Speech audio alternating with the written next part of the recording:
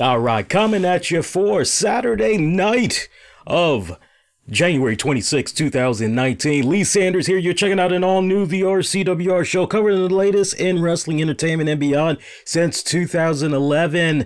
How the hell y'all been, man, since last we were on the air with you guys? A lot of wrestling content. I mean, you name it. A lot of stuff's been going down, especially as everything is culminating in Royal Rumble. And kicking things off to that path, we had tonight's NXT Takeover Phoenix event. We're definitely going to be talking about that. Come one, come all, join me for the next little bit as it is our recap, reaction, after show. Love to hear from you guys. We got our chat, our exclusive chat that is active right now over on Discord.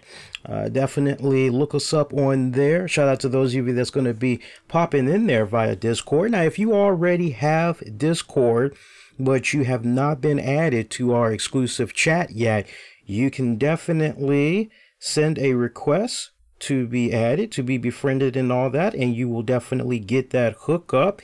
You can hit me up on Discord at, let me see if I can pull up that info for you real quick here. You can look up the RCWR Show number 2487. Again, the RCWR Show number 2487. Just keep in mind, I'm going to be paying very close attention to who all is accepted into the Discord chat as I am filtering. So if you can give me a little bit of a name with that invite, let me know how long you've been checking out the show. Let me know if maybe I've interacted with you at some point. That'll definitely speed up the process a bit better to accept you into our private Discord chat. But definitely love interacting with our folks on there. That's definitely something we're going to be fusing in more and more in the coming weeks, especially now that I know about all the cool stuff you can do with Discord. But I'll tell you guys more details on that on this week's coming RCWR show. Right now, though, we're talking NXT Takeover. Hey, man, look, I don't want to sound like a broken record when it comes to these NXT Takeover events, but can I just say from the bottom of my heart, I really love when we get these events because always I'm asking myself the same question with each takeover, which is, are they going to be able to equal what they did with the last special event, or are they going to surpass it? And it always kind of seems like it's 50-50. There's that 50 that says it's equal to the last one, and then there's certain matches that you see on the takeover card and you go, well, wow, nah, man, this is better than the last takeover. So I don't know where I am right now, but I think we all can be in agreement. For the first takeover for 2019, WWE did a phenomenal job with this one. Definitely. So look, we had our pre-show. And look, before anybody asks, I'm sure, let's address the elephant in the room right now for our longtime listeners. I'm sure our longtime listeners are probably going, Lee, the retro bald head is back. What's going on? Well, short story, shortening it real nice and sweet. Basically, this weekend had marked me and my girl's 8th year anniversary. So I had wanted to do something really nice for her. We're supposed to be tying the knot later this year, and she's been nagging me off and on the past couple of months. Do you have to have the hair grow out? I want the bald head. I miss the bald head. So I was kicking back Friday night, going into Saturday morning, and I said, okay, well, today's our anniversary. Okay, well, you know what? Let me get dressed up. Let me clean up a little bit. So I actually just went on ahead and I cut the hair off.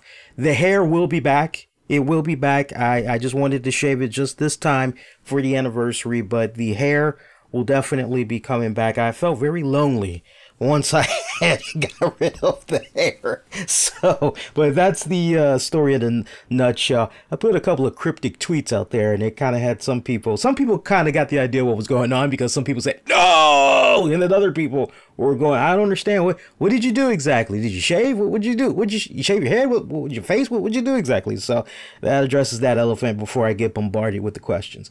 So look, our NXT Takeover pre-show panel that consisted of the lovely Charlie Caruso, Sam Roberts, and Pat McAfee. You know, Pat McAfee now, he is officially in the WWE family, as he had accepted that contract offer some weeks back. So great to have him on board. Still coming off as his usual Pat McAfee self, But Sam Roberts is the one that really had got a lot of people talking online. A little bit 50-50, more so heat rather than praise or whatnot. For those of you that might be a little bit curious, there were no pre-show matches that I am aware of. Again, no pre-show matches that I am aware of. Now, by the time I got in the house, I was actually on my way back from Applebee's for the anniversary party, and far as what I was able to see, it didn't look like I missed anything as far as the pre-show. It looked like they were just going over all the matches that was going to be happening on tonight's TakeOver event. So if maybe I missed anything, I'll have to rely on you guys to get at me on social media, and definitely when we open up the chat room and all that for you guys in the comment section. But Sam Roberts definitely had ruffled a lot of feathers the wrong way. Shoot, even Impact Wrestling's own Gail Kim had took note of what had came, and Gail Kim's going, well, that was interesting. For those of you that have missed it, yeah, so Sam Roberts, and the video, you gotta watch the video. I'd show you guys the video, but WWE, they are so fucking gung-ho whenever somebody shows their content. Like, even if it's just a few seconds, they want to monetize the whole freaking video, right? So, in a nutshell, Sam Roberts, they were offering color commentating on the Bianca Belair taking Shayna Baszler on for the NXT Women's title. And Sam Roberts, wow, he made one thing very clear about that particular matchup, which was he believed Bianca Belair did not deserve to be on the show. I wish I was trolling you guys, but that's exactly what he had said. And I quote, "It's not takeover worthy. Bianca Belair, she's a good athlete, but like, look at the list of women's champions. You've got Shayna Baszler, you have Charlotte, you have Sasha Banks, you have Asuka, you've got Kairi Sane. This is a list of the elite women in wrestling, and Bianca Belair is nowhere close to that list." Sam would go on to say that Bianca versus Shayna would be good on NXT TV, but that it's not NXT Takeover. So, a lot of people pretty pissed off at Sam Roberts. A lot of people going, oh my God, Sam Roberts went rogue. Oh my God. Oh, he's so gonna get fired. I was really having a good hearty laugh looking at everybody that was biting that carrot, because I'm looking at this and I'm going, okay, kudos. I'm just clapping immediately. I had a hearty laugh, but then I clapped. I say kudos, WWE. That's great. You want to give Sam Roberts a little bit of personality. You want to give him a little bit of a new demeanor. Kind of goes hand in hand with this new grizzly bear look that he's been pushing as of late. Okay, and it's going to have people talking. Okay, this is great. This is good. I love this. Because stop and think for a second. Just use common sense, people. Just use common sense. If Sam Roberts were to legitimately go in business for himself and speak from the heart about how he really feels about Shayna Baszler taking on Bianca Belair, if he really felt sincerely about Bianca Belair as he had said on the pre-show, stop and think for a second. Do you think he would have been able to go through that? My God, it felt like maybe it was a 2-3 minute tirade bashing the hell out of one of the top promising prospects in the NXT division, in a Bianca Belair? Do you honestly believe that WWE would have continued to let him go on and on and on about that? 8 out of 10, if he was going in business for himself, whoever was managing those guys, giving them prompts, giving them commands or whatever in their headpiece set, right? They would have said, okay, hey, we're going to go to commercial. And, you know, if you really wanted to put a touch of more realism to that, it would have been really awesome if you would have had Carly Caruso say, I'm being told we really need to take a break right now. That would have really sold that moment. And then take a break, come back, Sam Roberts is not there, and it's just Charlie and Pat McAfee for the rest of the show. If you really wanted to sell that moment and have them come on and apologize for what all they had experienced in the last segment with Sam. If they really wanted to sell that moment, they really could have done that. I'm not really sure if some people might have looked at that as a little bit of overkill, but just kind of one thing you could have considered. But no, if he really was going into business for himself, trust me, he would not have gotten as far as he was able to get. And then when you honestly, and this is what I would put out there as a challenge to you guys, I would say go back out there, watch that pre-show again and look at that segment. You really start to feel the second time around that you watch it, yeah, this does kind of feel heavily scripted. It does. Also, a little bit more common sense. There's been plenty of other opportunities that Sam Roberts could have gone in business for himself. Lot of other opportunities. We'd be here all night going through some of the moments where Sam Roberts could have just jumped out there and said, that's bullshit. Really just use common sense, people, because I'm telling you, I just had a hearty laugh looking at so many people. Oh my God. Ugh. And it's, wait a minute, this arrangement that Sam Roberts has with the WWE, and he's been having access to WWE talent to come on his show for many years now. Great working relationship. He got bonus money, if you will, that side WWE money, right? Let's call it for what it is. He's getting that WWE paycheck because of everything that he's been doing all of these years. That's what's got him to where he is right now in his working relationship with the WWE. So just a little bit of food for thought, right? I know our younger, look, if you're younger than 15, then okay, I get it, right? I get why you're probably going, oh my God. But if you're 23 and up, it's kind of, come on, you should know when you see a curveball being thrown at you a mile away. Overall, though, I thought they did a pretty good job with the pre-show. First matchup of the night, it was War Raiders, Hanson and Rowe. They defeated the Undisputed Era, Kyle O'Reilly and Roderick Strong for the NXT Tag Team Championship. So we got new Tag Team Champions. By the way, every single match, we only have 5 matches total. A lot of story time invested in all of these matches. I would say, just looking at all of the matches, if you had to go with shortest match of the entire card, everybody would say hands down, definitely Matt Riddle taking on Cassius Ohno. We'll get to that in a hot minute, as that was the second matchup of the night.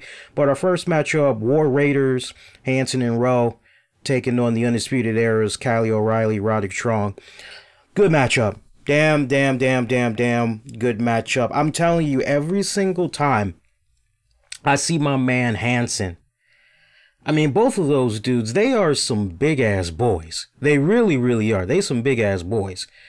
But, man, when I look at Raymond Rowe, just when I think I've seen it all, it's either Rowe or it's Hanson. Both of those guys, they just continue to surprise me, in particular with their agility. It's the agility that really gets at me, and I really got to show a lot of love to my boy Hanson, because at one point during the match, we see this dude actually do a freaking cartwheel, and I'm going, wow, I've never seen a person that big do a damn cartwheel. And it wasn't a sloppy ass, lazy ass cartwheel either. I mean, it was a straight up typical cartwheel that you would see a lot of the cheerleaders do.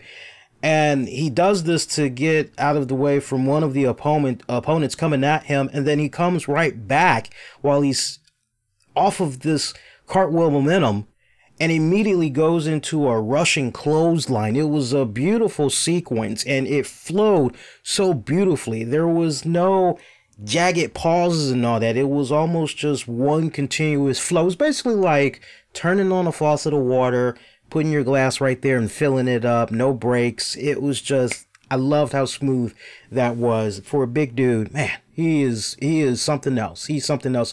I thought that Samoa Joe, Kevin Owens, and don't get me wrong, those guys, for as big as they are, very surprising for what all they're able to do for their size. But you gotta admit, when you look at a guy like Hanson, who's a bit bigger than those two guys, what he's able to do in there, just from an agility standpoint, the way he moves, you'd swear you were watching a goddamn cruiserweight, right? Just, my God, I'm amazed at that guy. Phenomenal, phenomenal. This was a really good opener, I would have to say. They almost clocked in at about 20 minutes.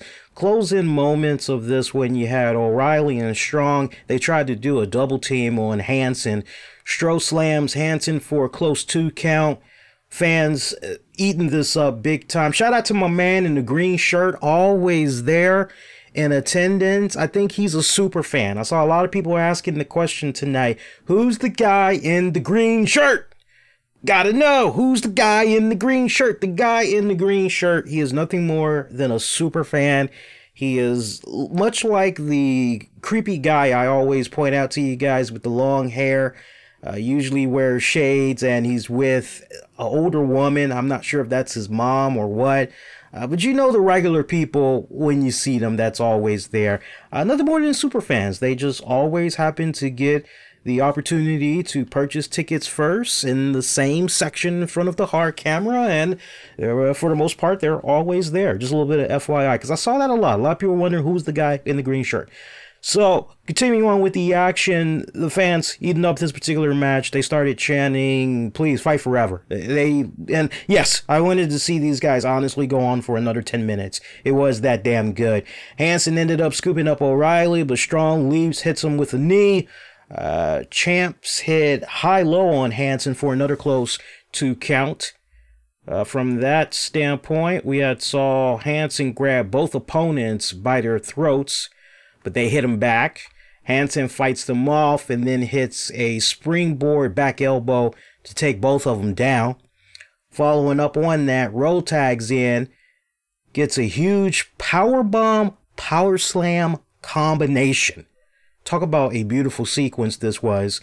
Rowe would then scoop up O'Reilly, and Hanson joins him for Fallout to pick up the pinfall and become your new NXT Tag Champions. That sequence at the end, though, especially when it came to that powerbomb power slam, that for me was refreshing. I mean, I've seen a lot over the years as far as tag team finishes and everything. And can I just say on a side note, I know when you look at the main roster of the WWE right now, you go over on the Raw side and the tag team division is you go over to the SmackDown side and you go, it's better than what I'm seeing on Raw. And I definitely feel what some people are feeling right now when they look at the current tag team division in the WWE, at least on the main roster side of things. And yeah, is there that part of me that wishes we can get back to the good old days of tag team action? Thinking about the Bulldogs, thinking about the Mega Powers, thinking about the Rockers, the Midnight Express, Legion of Doom. And there were so many really great tag teams that came up on the rise as I was growing up as a kid. And eventually a lot of these cats we saw break up into having successful singles careers. Now, not all of those tag teams did pretty good as a singles competitor, but there was definitely opportunities there. And yes, I do wish we could get back to that point. I think it just really has to do with the type of individuals that you have. And if it's even possible to eventually see these guys break off from a tag team and become successful individuals running a singles run. But I don't think it is always about a tag team. Okay, you're good for a little bit. Now let's break you guys off and let's see what you can do solo. I think honestly, some guys just need to stay together. Like when I look at Heavy Machinery, I know WWE, the reports that's out there, just take that with a grain of salt, but supposedly there's certain feelers for one of the guys. One of the guys would be better off as a solo act. Let's see what happens. But, you know, for me, I do miss the good old days of great tag team action. And when I look at a team like these guys, when I look at a team like the War Raiders, these guys look like they can pick up right where the Legion of Doom had left off and then some. You know, and I think they could be part of that nucleus for the main roster that makes the tag team division extremely exciting again. I mean, don't get me wrong. I like what we got going on right now with Eric Young. Who's the other guy? Sanity is basically the stable I'm thinking of. I love what all they're doing right now. I'm still a little bit on the fence because I've seen everything that they were doing in NXT, and it's kind of a little bit ice cold right now in the SmackDown side of things. But you got a great stable / tag team in Sanity. You've also got Heavy Machinery. I'm expecting big things to happen for Heavy Machinery. Not really sure how the crowd is going to be taking in Zack Ryder and Kurt Hawkins this go round. The reception really wasn't that much there for them on this past week's Raw, if you watched it, because we veterans knew what we were watching. It was the former Edgeheads reuniting there, so that was a really cool moment to see, but that doesn't really resonate well with the current generation of WWE fans. Some of them don't go that far back, sadly. So, but War Raiders, love these guys tremendously. Whenever they do come up the main roster, I think they're going to make a really good splash. And you mark my words, as far as things getting back to basic, tag teams having a really good spotlight on them, the tag team division being one of the biggest highlights for main WWE shows like back in the day when we were kids, I think they can definitely be that focal point. Look at it this way. You guys remember how we used to go on and on about Edge and Christian, Team 3D or the Dudley Boys, Matt and Jeff Hardy, right? Remember how we used to go on and on and on about those guys? New Age Outlaws, right? Go on and on. Los Guerreros. Well, War Raiders, I think, for this upcoming era for the tag team division in the WWE, I think they can definitely play a significant role in making the tag team division very exciting again. Enjoy this side chatter while it lasts, because there's only 5 matches, folks, and I definitely am not making this an hour-long show. Keep moving along here. Go to our next matchup. Matt Riddle taking on Cassius. Oh no! Oh no. Short match. And goddamn Mish and Joey from Wrestling Soup. I love those guys, but I tell you what, every single time I see Cassius Ohno now, they forever traumatize my brain, because all I keep picturing is fucking Crane from Teenage Mutant Ninja Turtles. I don't know who started it. I know it came about from that show, from those guys, but somehow Cassius Ohno was compared to fucking Crane, and every time I see him, I laugh. And that's sad, because there used to be a time where I looked at Cassius Ohno and I would just, hey, all right, it's my boy. All right, see what you're going to do today, right? But all jokes to the side, this one was actually a decent matchup. If you really want to even call it a match, I mean, seriously. Look, now that I've really been able to take in Matt Riddle, I see why everybody is crazy for him. I definitely see why WWE is pretty high on the young man. Not just the whole MMA background and everything, but, you know, when I was watching this guy, you know who he reminded me of? He reminded me of the Von Erichs. I must admit that. I mean, just the fact that he's coming out there, he's got no knee pads on, he's got no boots on, he's got no freaking elbow pads. He's just going in there and he's wrestling barefoot. I mean, I haven't seen anything like that since the Von Erichs, to a certain degree, even Superfly Jimmy Snuka. Yeah. So seeing him definitely has a nice throwback vibe. He's got a great look. I love the reactions that the kid is getting from everybody, kids, the girls. I mean, he fits all those demographics that WWE is looking for perfectly. I love seeing how at one point during this matchup, Cassius Ohno, he decides, okay, well, since you're barefoot, he steps on his feet, tries to get away from some type of a hold that Riddle had on him. And then later on, Ohno, continuing the tradition of loving to eat toes, he's actually biting on Matt Riddle's feet, finger looking good or toe looking good or whatever. Final moments of this matchup, you know, there was a lot of back and forth that was going on. Ohno did drop Riddle with a big boot to the face. Ohno then tried to go for a senton bomb. Riddle managed to block that senton bomb. There was one that connected before, but this second one that was coming up, Riddle managed to get out of that one and try to apply a sleeper while on the mat. Riddle finally has to break it. Ono is begging for freaking Riddle. No mas, please. Try to actually do the fist pump, try to do the whole bro thing, but Riddle wasn't having it as he just started going belligerent on him. Followed it up with a big sleeper suplex. Then did elbow strikes, just unloading with elbow strikes to the face, to the back of the head of Ono. And Ono actually tapped out that way. That's pretty much how the match had ended. You know, it was almost kind of like watching somebody really give it to that bully that's been picking on them every day, trying to take their lunch money and shit, right? It was literally, that's the finish. It was like the kid had enough of the bully and he just kirked out on his ass. That's really how it had went down.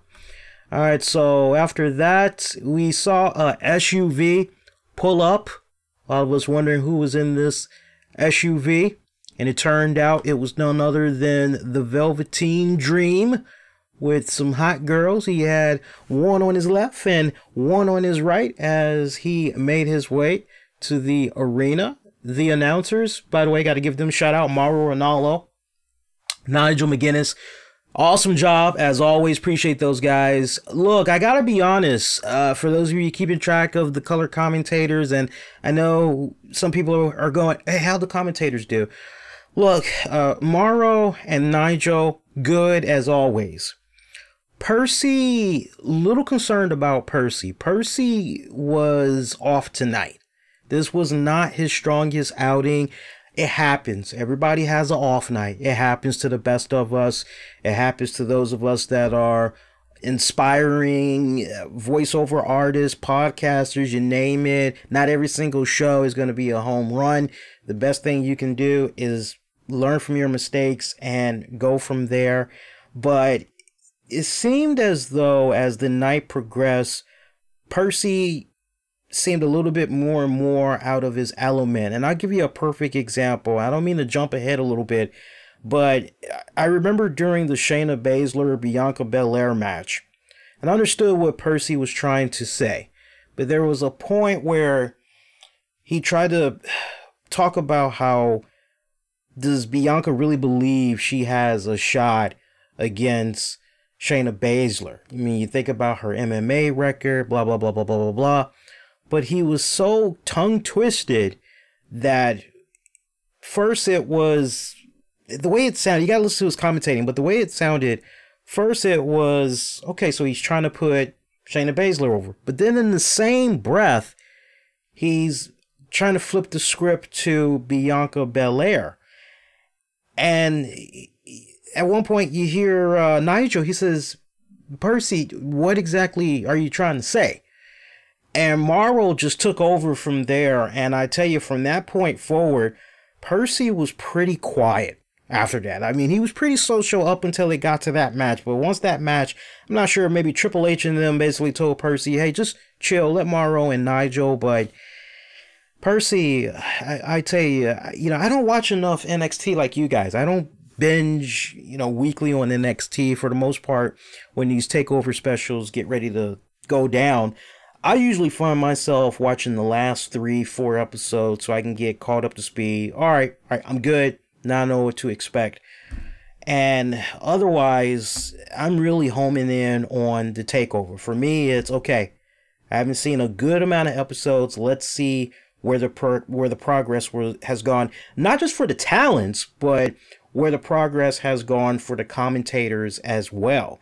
And it's so nerve-wracking these past couple of takeovers where Mauro gets better and better, Nigel McGuinness gets better and better, and sadly Percy is just, and WWE, I tell you what, I know they like to have everybody under their payroll, but sooner or later you get to that point where you go, we need to cut some people, we need to save a little money or acquire some other talents in these guys' place if we're going to be cutting them loose. And I'm a little bit more curious at this point. What's up with Percy as a wrestler as opposed to a color commentator? Because I just don't feel... Put it to you this way. I will take, in this order, over Percy any day of the week. I will take Byron Saxton. I will take Booker T. I will take the guy that calls 205 Live. Hell, I will even take Aiden English. I will even take Drake Maverick. Those are the guys I would take over Percy right now. And I don't like saying that. I really don't. Because the last thing I want to do is see somebody out of a job. And I don't want anybody to take what I'm saying personal. Because with me, it's never anything personal. It is just strictly looking at things from a business standpoint. So I hope that Percy goes back to the drawing board and just keeps at it. I see potential, but it just seems like every time I get ready to watch these takeovers, while the other guys and the talents and everybody is just thriving, they're getting better, they're improving, Percy just continues to be at a stalemate. And that's what's really nerve-wracking for me. Let's go to our next matchup. Third matchup, NXT North American title. Johnny Gargano taking on Ricochet. I'm gonna have to start calling Ricochet Spider-Man, because seriously, the way this dude is just able to bounce himself around and off of objects is just ridiculous. There was this insane spot during the match where outside of the ring, you have Johnny Gargano, he's standing on his feet, he's outside, he's on the mat, and freaking Ricochet, he's on the apron and he runs towards one of the guard posts or ring posts, I should say. He runs into one of the ring posts and he just does this kip up, and he does this prettiest back moonsault that you'll ever see. And as he does that, he just boom takes down Johnny Gargano that way. It was something that was just 2K. Are you guys watching? Because we need you to put that in the next video game. That just looked freaking badass. I love that. It was pretty, just freaking pretty, man. Love this. This was actually, of all the matches for me, and I tweeted this out, this for me, it's early.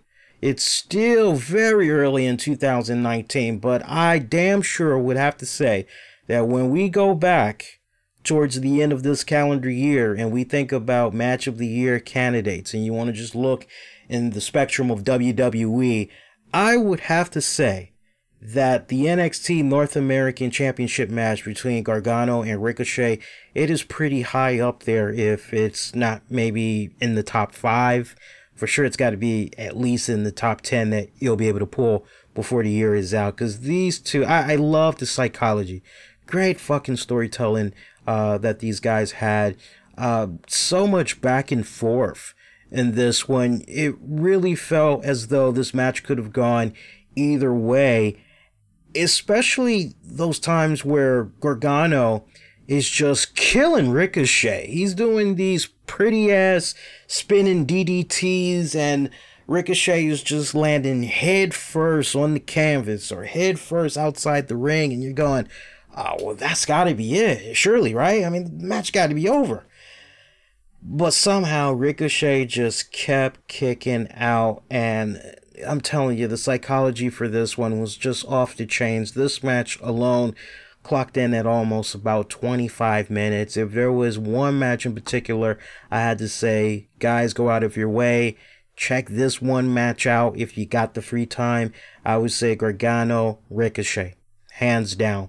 Hands down. If you couldn't watch anything else and it was just one match, that's the one I definitely would go for. Let me tell you something. I love this match so much so, I really felt as though this should have closed out the pay-per-view event. Not Black taking on Ciampa for the NXT Championship. No. Gargano, Ricochet. That's how good that match was. Hey, look, man. Closing moments of this one. We actually saw Gargano grab Ricochet. I was about to say Ricochet. I don't know what the hell I'm thinking. Ricochet on the apron. Looks down at the exposed concrete. At this point, you're going, okay, they're getting ready to send us home. All right, concrete's coming into play. Let's see what happens here. Gargano brings Ricochet to the floor, drives him down on the concrete with a suplex. Referees checking up on both guys. Soon after that, Gargano brings it back inside the ring, moving slowly. Gargano wastes a little bit more time until he springboards in with a big DDT. Gargano covers, gets the W that way. So, winner, new NXT North American Champion, Johnny Gargano. It's a damn good matchup. Love that. Love that. My favorite match of the night, man. Bianca Belair taking on Shayna Baszler. Interesting dynamics going on right here with this matchup. Because Bianca Belair, and it doesn't really surprise me personally, but Bianca Belair, ever since she has came to the scene in NXT, if I were to just, let me tell you something, be real. Very seldom do I go, oh my God, do I get all giddy like a schoolboy or whatever, right? But Bianca Belair, every time I see her, she has me feeling like a schoolboy. I think it's, to quote one of my favorite Average White Band songs, just a schoolboy crush, It's kind of, I got that going every time I see freaking Bianca Belair. And I'm usually not crazy about a female superstar like that, right? I mean, this sister just has everything down and then some. I love the sass. I love the cockiness. I love the arrogance that comes about her. I love her interactions with the crowd. I love her promos. I love the way she just comes out there and she owns the damn thing. And she's still a kid. That's the thing that's really awesome about this. The way that she handles herself. And the way that she goes out there and puts in the effort every single week. You'd swear she's been some type of a veteran for like 10 plus years, but that's not even the freaking case.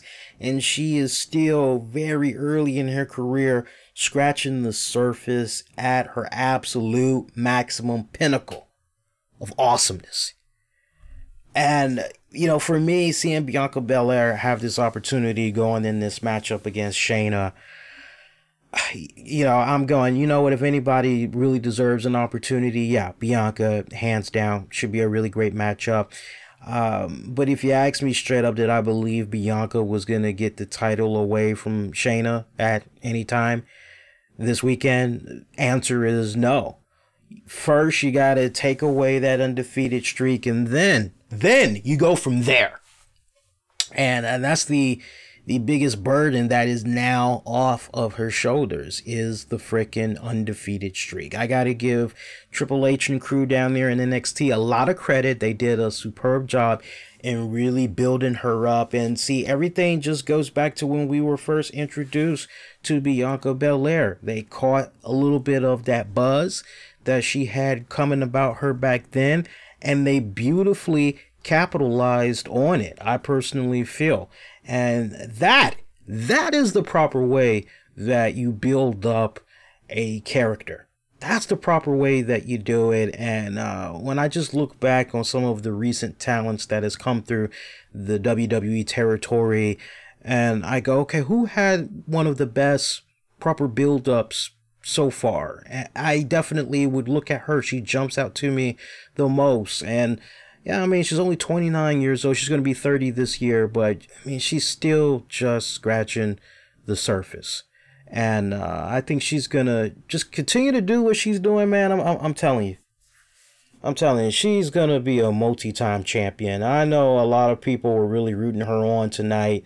But look, don't lose faith. She's still got a lot going on for her. Best for her is yet to come as far as her career goes. I love the story that they told in this matchup for the NXT Women's Championship. Basically, you've got Shayna Baszler, the champion, constantly throughout the matchup taunting at Bianca, saying, no, sweetie, you are overrated, and just really trying to break Bianca's psyche, if you will, going into this. Now, at some point, we did see Shayna Baszler's two little butt buddies. What's the Jessamine Duke? And who's the other one? Jessamine Duke and Marina Shafir. We saw them try to come into the match, interfere. Referee actually had got taken out at one point, and looked as though Bianca had it until those girls had came in. Bianca did a good job fighting them off, and then she tried to go for the cover. Referee still down.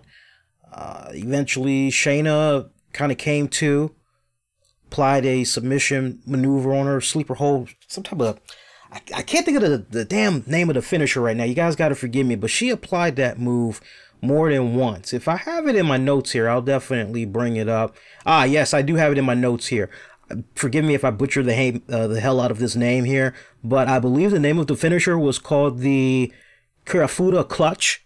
I mean, she applied that onto Bel-Air more than once, and I tell you what, can I give Baszler a lot of credit, because she took one devastating strong whip to her abdomen. It was a legit whip, and you can see that it cut her pretty damn good. I'm surprised that she wasn't drawing blood off of that damn hair whip. I mean, that girl is vicious when it comes to whipping people with the freaking hair. But for me, I know some people are like, big deal, she's just some chick with long hair, and it's more than the hair. I'm telling you, if you just took the hair away from her, Bel-Air is still all that. Everything that I just described a few minutes ago, she's still all that. But the fact that she has the hair as an added bonus, she comes off like one of those Mortal Kombat characters or fucking Street Fighter characters that you want to fucking dodge, because you know you're going to get your ass beat by them.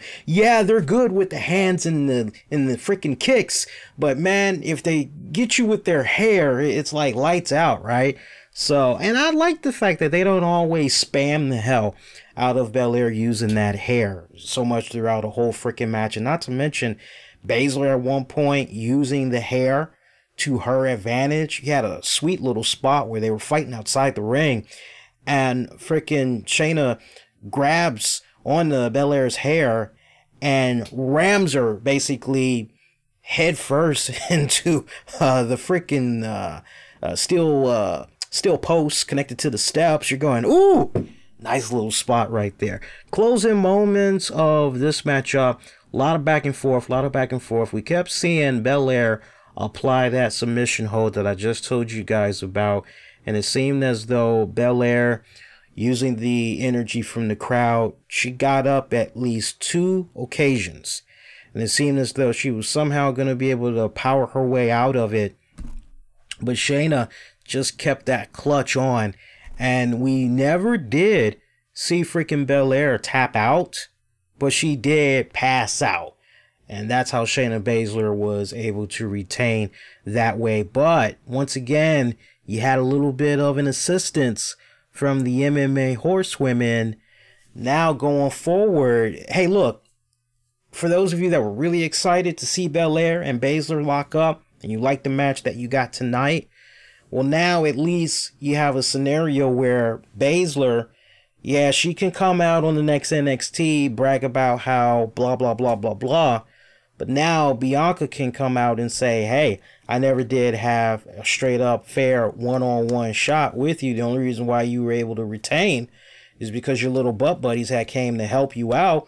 And now you can have Bel-Air get her retribution, fight these 2 girls, ultimately earning another shot at Baszler for the title one-on-one. Do some type of a setup where no interference is allowed, right, from either side. It's just a straight up, hey, honestly, I wouldn't mind seeing a steel cage match between these 2 girls. I wouldn't have no problem with that. Or you just let it be a normal matchup and just say everybody's barred from ringside. You can do it like that. But yeah, definitely a lot that's going to be happening in weeks to come for NXT programming.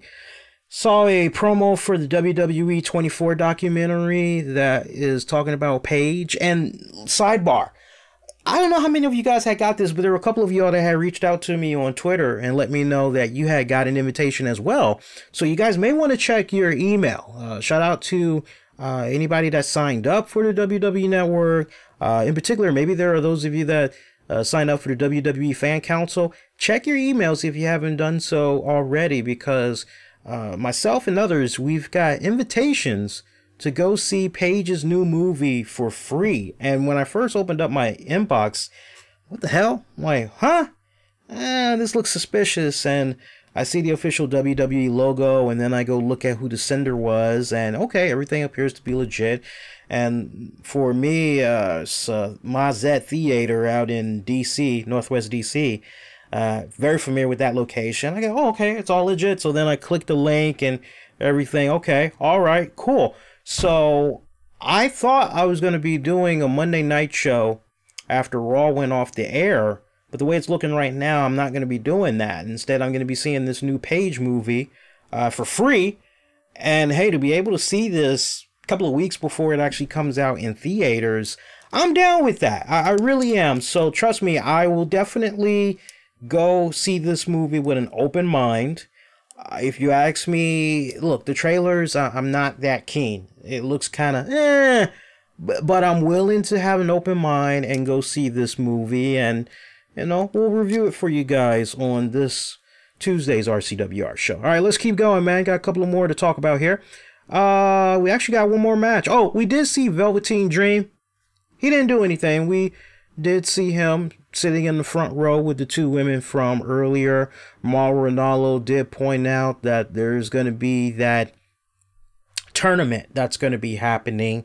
We will be seeing that on, what's that, this coming Saturday on the WWE Network. Let me look here. That's going to be Saturday, February 2nd at 8 p.m. Eastern. I believe it's WWE Worlds Collide. I think that's the name of the event. Don't quote me on that, but that's when we're going to be seeing it, that Saturday at 8 p.m. Eastern, and Velveteen Dream will be involved in that. Now, can I take just a little bit of a sidebar? Oh my God, Velveteen Dream, he went loose. He went renegade on the WWE. They locked his account, and oh man, is Velveteen Dream gonna be going to AEW? Need I say more? I just really wish people would just fucking digress on this whole AEW and Lord have mercy. Anyway, main event match time. Let's go. NXT Championship match. Aleister Black taking on Tommaso Ciampa. Love the psychology that Ciampa had going into this matchup. Pretty much do whatever you need to do. Take away the legs of Aleister Black. You take away the legs of Aleister Black, you've pretty much got this match in the books. That's pretty much was his mindset in this one. This was a good slugger fest of a matchup, I would have to say. Definitely a good one. Ciampa not being a chicken shit champion, if you will, running away from Black or anything like that. I actually like the way that this match had played out. This one lasted about, God, almost 30 minutes from what I'm seeing in my notes here. Yeah, I got it clocking in almost about 30 minutes. Take away the entrances and all that.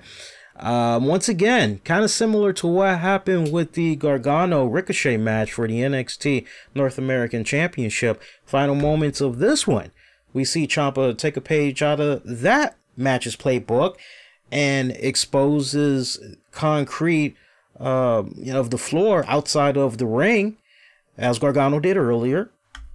Ciampa has this devious look on his face as if I know exactly what I'm going to do and I know how I'm going to do it. And now I'm going to walk out of here at TakeOver with my title still. Referees yelling at him. Ciampa's not having any of it. And it's good that they pulled that back, because I remember earlier the guys were fighting out there, same area, and a water bottle had got put into play. I forgot who had busted out. I want to say maybe it was Ciampa that busted it out. Hit Aleister Black with it and took a little bit of a swig, and you've got Mauro Ranallo saying, these guys, they are a little bit dehydrated right now. They're trying to do everything they can to stay hydrated in this matchup. Yeah, working the way they're working. Mauro was just awesome. Love the Tony Romo reference from earlier to kick off TakeOver. Mauro spot on with his little pulp culture references as always. Love Mauro. Good dude, good dude. Yeah, so we see that floor be exposed, concrete. We see Black take advantage, does a leap out, taking Ciampa down. Black brings it back into the ring. Ciampa gets up. Black connects with the Black Mass. Black crawls for the pin, but Ciampa rolls over on his stomach, successfully able to avoid the pin and possible pinfall win for Black. Black would then pick up Ciampa, holds him as the crowd is cheering on. Black goes for another Black Mass, but Ciampa puts the referee in his way this time. Now, the referee does not feel any of that. Like, Black manages to stop himself in time before he just went full Black Mass on the referee, and next thing you know, referee's all knocked out. No. A little bit of confusion going on right there in that one, as we had saw Impact DDT from Ciampa. Ciampa then connected with the fairy tale ending for another close pin attempt. Somehow Black manages to kick out. Ciampa cannot believe it. This was probably going into the finish. It would ultimately be his third or maybe fourth time looking for the fairy tale ending. So we saw Ciampa connect with another fairy tale ending, middle of the ring. Ciampa picks Black right up, but Black nails him. Knee goes out of Black as he tried to go for another Black Mass. Ciampa would take advantage, dropping him with one more fairy tale ending, get the pinfall and the victory. Still your NXT heavyweight champion, Tommaso Ciampa. It's a great freaking back and forth with that one as well. Ciampa continues to freaking amaze me. He really does. And I know there's a lot of people that would love to see him come up on the main roster. I personally would not want to see him come up on the main roster because I just don't think he'd be able to capture this lightning in the bottle that he has going on right now in NXT. I'm very reserved. I have my strong reservations that he would do as well. I mean, look, the talent is definitely there on the main roster. I mean, Ciampa, Daniel Bryan, AJ Styles, Mustafa Ali, Samoa Joe. Now I'm looking at the Raw side of things. Apollo Crews, maybe to a degree, Sin Cara, Grand Metalik. Who else you got over there? Could probably do a little something with Sami Zayn. You know, there's definitely the combinations there for Tommaso Ciampa, but could he get to that point of what he's been able to capture in NXT? That's where I'm a little bit on the fence about, sadly. I mean, stranger and cooler things have happened, but, you know, it's kind of like what Triple H had said in a recent interview as he was hyping up this event, which is not everybody is going to come up on the main roster. There are going to be some cats that are just going to be strictly NXT, and if you ask me if Tommaso is one of those guys, I don't think so. But I really would love to see him just stay at NXT. That's just my thinking. You guys are more than welcome to try to convince me otherwise. But I would have to say tonight, NXT TakeOver, Phoenix, solid job. Definitely a solid job. My God, we're almost creeping up on an hour. Let's go ahead. Let's wrap this up. Stick a fork in it. We'll call it DONE done.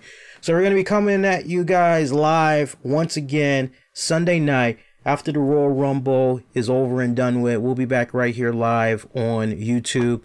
So do catch that. That's going to be fun. In the meantime, I'm going to open up all the comments as of right now. So remember, you can, after this stream becomes available on demand for you all via YouTube and on the downloads, you can definitely come back, leave a comment, let me know what you had thought about the NXT Takeover event. You can also get at me on Twitter, Facebook, YouTube, and Instagram. Use the keywords, the RCWR Show. If it's your first time, welcome. Please do subscribe so you never miss out on all the great content we do for you here on a weekly basis. Got a ton of good stuff you can check out right now. Earlier this week, we had Anthony Missionary Thomas from Wrestling Soup. He stopped by the show. We did a solid 2 hours and 40 minutes. We've got that available on YouTube. This audio version is actually available, so I recommend you go check out the audio version, because sadly the first 20 minutes, as it was rendering on YouTube, somehow the first 20 minutes got cut off. So you can check out the audio version on YouTube and on demand and on downloads. That's been getting a lot of good feedback from everybody, so scoop that up, check that out when you can. We also got a new pro wrestling crate unveiling. That was pretty solid. So a lot of good stuff you can check out right now. So go do that. And that's going to do it. Once again, for those of you that want to get at me on Discord, as that's going to be our new way we're going to be interacting with folks. And we already have a beginning of a nice growing family on Discord. You can get at me at the RCWR Show number 2487. Again, Discord number 2487. Send a message with your invite. Let me know who you are, how long you've been checking out the show, all that good stuff, and I'll definitely do my best to show you guys a lot of love. For those of you waiting for the audio version of this, give me about 25 to 35 minutes, and you guys will definitely have this available. And everybody else, we will see you for the Royal Rumble after show. Until then, I'm wishing all of y'all to be safe. And most importantly, be kind to one another. Good night, good morning, adios.